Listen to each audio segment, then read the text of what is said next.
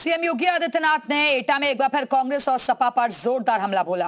उन्होंने कहा कि पहले देश को मुगलों ने लूटा, फिर अंग्रेजों ने तबाही की और जो कुछ बचा था उसे कांग्रेस सपा ने लूट लिया। दोनों पार्टियों ने देश में तबाही का नया मंजर खड़ा कर दिया। सीएम योगी ने कहा कि इन राजनीतिक दलों की सरकार सबने देखी, इनकी सरकारों में अराजकता, भ्रष्टाचार फैला रहा।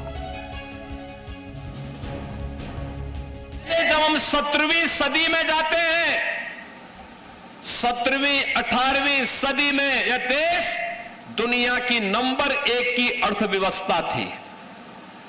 याद करिए, पहले मुगलों ने लूटा, फिर अंग्रेजों ने तबाह किया और जो कुछ बचा रह गया था वह मुगलों और अंग्रेजों के बाद कांग्रेस ने और समाजवादी पार्टी ने तबाही का नया मंजर पैदा करके देश के सामने और प्रदेश के सामने पहचान का संकट खड़ा कर दिया था।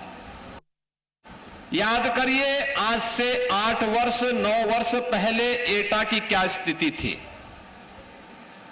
ये वही एटा है जहां पर माफिया और अपराधियों का बोलबाला था। गरीबों की जमीनों पर दुर्दांत माफिया सत्ता के संरक्षण में काबिज हो जाते थे। एक गरीब की कोई सुनवाई नहीं होती थी। जब उसकी स्वयं की संपत्ति सुरक्षित नहीं है तो वह सरकार उसके लिए, विकास के लिए, उसके कल्याण के लिए कोई अन्य कार्य क्या करेगी। और यही होता था यहां पे। लेकिन अब एटा की पहचान न केवल इस प्रकार के बेहतरीन कानून व्यवस्था के माध्यम से, जहां अपराध और अपराधियों के प्रति जीरो टॉलरेंस की नीति के तहत कार्य करने की दृढ़ इच्छा शक्ति है, वहीं इसके परिणाम भी हम सबके सामने। एटा को आज उत्तर प्रदेश शासन की डबल इंजन की सरकार की नई औद्योगिक नीति के अंतर्गत श्री सीमेंट के रूप में एक नई उपलब्धि आज हासिल हो रही है।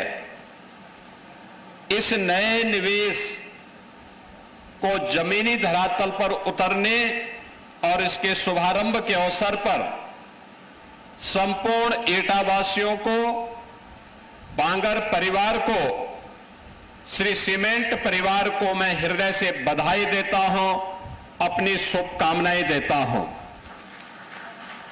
बहनों और भाइयों, जब सरकार की नीति स्पष्ट हो, नियत साफ हो,